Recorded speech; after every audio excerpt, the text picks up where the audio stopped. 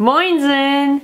Ich saß gerade unten in der Küche und habe auf den Paketwagen gewartet und dann hatte ich zu viel Zeit zum Nachdenken und dann kam mir so eine Redewendung im Kopf, die kennt bestimmt jeder von euch, und zwar Himmel, Arsch und Zwirn. Und dann habe ich mir gedacht, ey, woher kommt das denn eigentlich?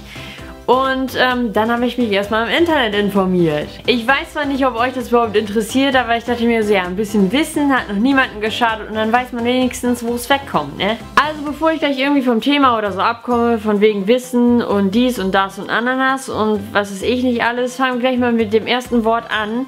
Das ist ja Himmel, und wie ihr wisst, war bzw. ist ja immer noch der Himmel das Reich der Götter. Die einen glauben dran, die anderen nicht. Und die Menschen früher, die haben geglaubt, dass das Glück da oben vollkommen ist. Also nicht oben auf dem Dach, sondern oben im Himmel. Ne? Das war's zu dem Wort Himmel. Jetzt kommen wir zu Arsch. Arsch gibt es ja in den verschiedenen Ausführungen. Also natürlich als Schimpfwort. Arschkeks, Arschloch und was weiß ich nicht alles. Und wer hätte gedacht, dass Arsch auch mal eine positive Bedeutung hatte. Früher, als die Leute noch an übernatürliche Mächte geglaubt haben, haben die tatsächlich ihren blanken Arsch als Abwehr gegen das Böse benutzt. Also das müsst ihr euch mal vorstellen. Stellt euch das mal in der heutigen Zeit vor.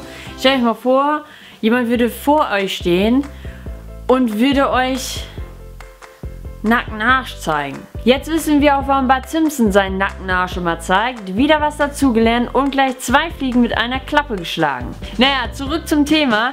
Allein das Wort Arsch hat die Leute früher schon vor bösen Mächten beschützt. Also heute wäre das natürlich anders. Wenn man jetzt Arsch sagt, dann kriegt man es eher mit bösen Mächten zu tun, als man sich davor schützt.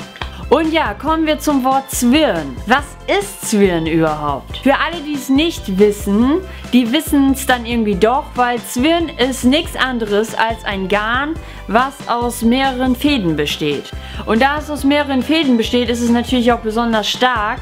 Und da haben wir schon wieder, Arsch ist ein starkes Wort und Zwirn ja dann scheinbar auch. Aber warum sagt man denn die 3 Worte Himmel, Arsch und Zwirn, wenn man flucht? Vielleicht liegt es auch einfach daran, dass die 3 Worte alle die Eigenschaft stark verkörpern und somit einen sehr starken Fluch bilden. Man weiß es nicht, da die Meinungen da sehr auseinandergehen, aber irgendwie wäre das schon logisch, denn je stärker die Wörter sind, desto stärker ist natürlich auch der Fluch. Ist ja auch irgendwie eine logische Erklärung und ja, was soll ich sagen, ich bin schon wieder fertig und durch mit dem Video. Ich hoffe, euch hat es gefallen. Wenn ja, dann gebt mir doch einen Daumen nach oben und vielleicht kann ich sowas ja mal öfters machen, wenn euch es gefallen hat. Und ja, hier oben kommt jetzt zum Video von Samstag, zu einem plattdeutschen Video, und darunter einmal klicken zu dem Video von letzter Woche Mittwoch. Ich hoffe, es hat euch gefallen und ich glaube, das habe ich gerade schon mal gesagt. Und ja, bis Samstag. Tschüss!